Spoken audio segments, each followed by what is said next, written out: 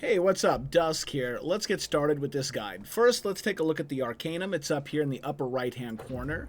This is where all the progression for last year takes place. It's where you get your perks or talents, depending on what you want to call them. In last year, they're called spells. To unlock them, you have to do challenges that revolve around using the abilities of the different classes.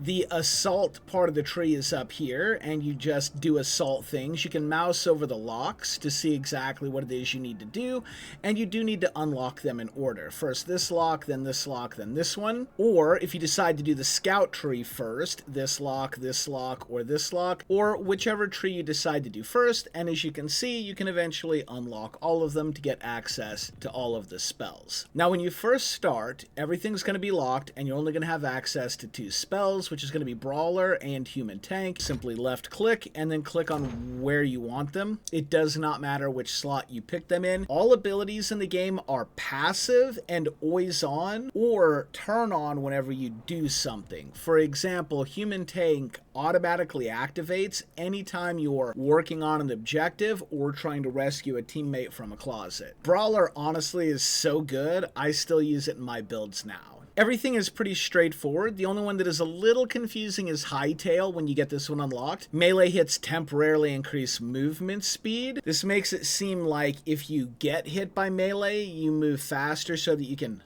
hightail it away. But in actuality, this is a very aggressive spell used by assaults. When you land a melee hit on the fiend, you then move faster, which lets you keep up with the fiend so that they can't get away from you. This can actually be pretty nasty in certain situations, but you don't need to worry about that for now. The locker is where all your cosmetics are. Your character cosmetics are here. Your weapon cosmetics are here. If you click on Customize for Characters, you'll also get a secondary menu where you can get some emotes and equip those. Now let's jump into the gameplay, but I don't want to overload you, so I'm only going to give you 2 tips. But these 2 tips are going to drastically increase how well you do it last year. The first tip is when to go collect scrap. Basically, as a new player, you're not going to have enough understanding of the game to know when you should be running around and doing things, so typically you want to stay with your team and help out when you can. You just kind of collect scrap as you're going. However, if you find that the fiend is doing a really good job of guarding the objective and you can't really break your way through, that's when you go collect scrap to create more powerful items, because you're going to have to kill the fiend to get to the objective or subdue the fiend in some way. If the fiend is tunneling one of your teammates pretty heavily and you have a lot of free time, that seems like a good time to go get scrap, but that's actually the best time to go do the objective because the objective is basically free at that point. There's no point in collecting scrap to fight for an objective later if you can get an objective for free now. Your axe is lovely! Tip number 2.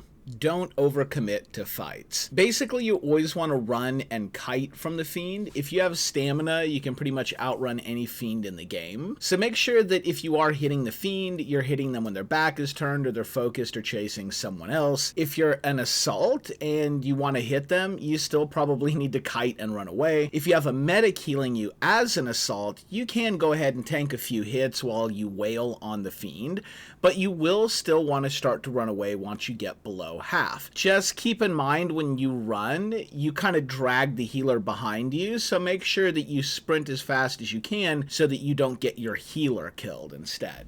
And that's typically how fights are going to go in a nutshell. It's a lot of running around and kiting, doing a lot of hit and run tactics on the fiend. As you can see here in this example fight, we did a really good job of kiting around the slasher until we got him low enough that he had to run, and then we stuck to him and killed him. If you like the content and you want to see more, don't forget like and subscribe. It helps out. Check out my sponsor, Rogue Energy, in the description below. I'm also going to be setting up a Patreon, so keep an eye out for that. Or you can subscribe here on YouTube through the join button. Anyway, thanks for watching.